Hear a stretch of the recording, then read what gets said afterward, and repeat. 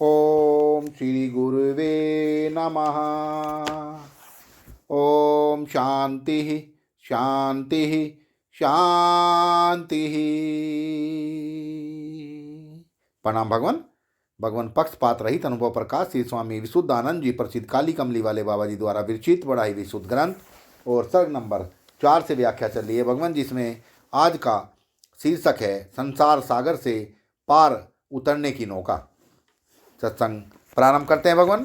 पराशर ने कहा, हे मैत्रेय, जो तू संसार समुद्र से पार हुआ चाहता है तो आत्म विचार रूपी नौका पर कर, जो अत्यंत ही पार होवे।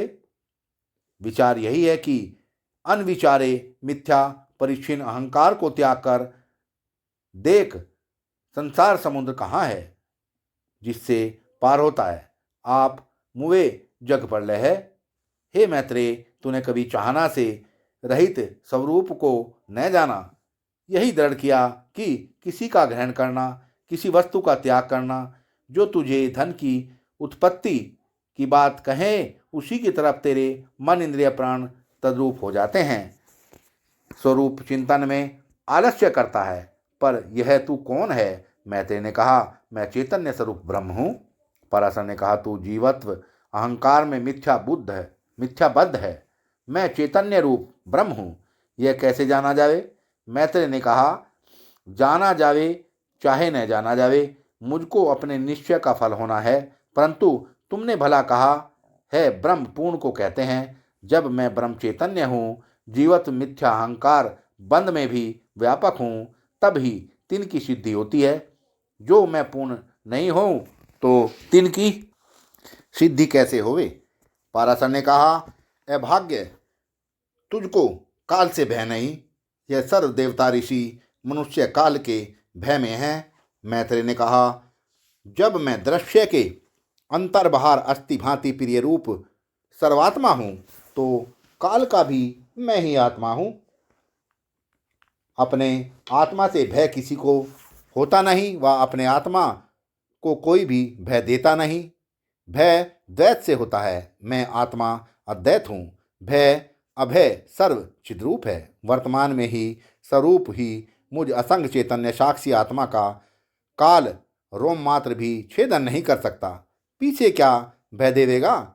हाँ, जब मैं चैतन्य असंग भ्रम से संगी दृश्य रूप हो जाऊं तो काल भय बेशक देवे, परंतु मुझ काल आदिक दृश्य के दृष्टा असंग चैतन्य का कभी भी संगी स्वरूप से दृश्य होता नहीं।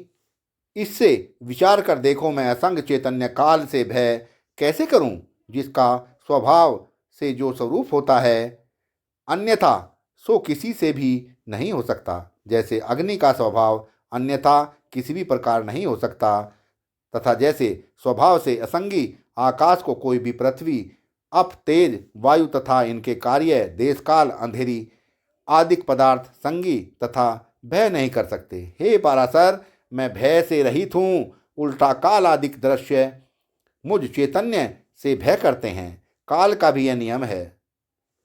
संगमान मनवाणी के गोचर दृश्य वस्तु को ही भक्षण करना, तो असंग मनवाणी अगोचर आत्मा को कैसे भक्षण करेगा? किंतु कदाचित भी नहीं करेगा। पराशर ने कहा, अब मैं तुझको पर ब्रह्म कहूँगा। मैत्रेय ने कहा, तुम्हारी कल्पना है, कोई नाम रखो। मैं चैतन्य नाम रूप तथा पर अपर से परे हूँ। पराशर ने कहा, ऐसे मत कह। आप नाम रूप में फंसा पड़ा है और कहता है मैं नाम रूप से परे हूँ। मैत्रेय ने कहा, ठीक है, जैसे मृत्तिका सर्वनाम रूप में फंसी पड़ी है, अर्थात घट आदिकों का स्वरूप होने से, तैसे मैं नित्य सुख प्रकाश रूप आत्मा सर्वनाम रूप परपंच में फंसा पड़ा हूँ, सर्वनाम रूप का स्वरूप होने के से।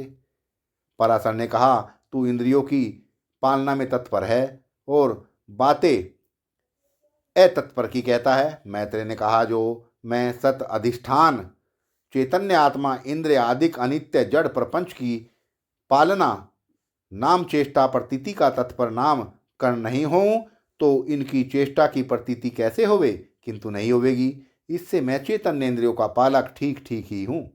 जैसे स्वप्न दृष्टा नहीं होवे और स्वप्न के इंद्रिय आदिक प्रपंच की चेष्टा की प्रतीति कैसे होवे? इससे स्वप्न दृष्टा ठीक स्वप्न प्रपंच का पालक है तथा जैसे पुरुष नहीं होवे और जड़ पुतलियों की चेष्टा कौन करावे, इससे पुरुष ही जड़ पुतलियों का पालक है। इससे जल तरंग आदि अनेक दृष्टांत हैं। सत्संग को विराम देते हैं भगवान। प्रणाम भगवान।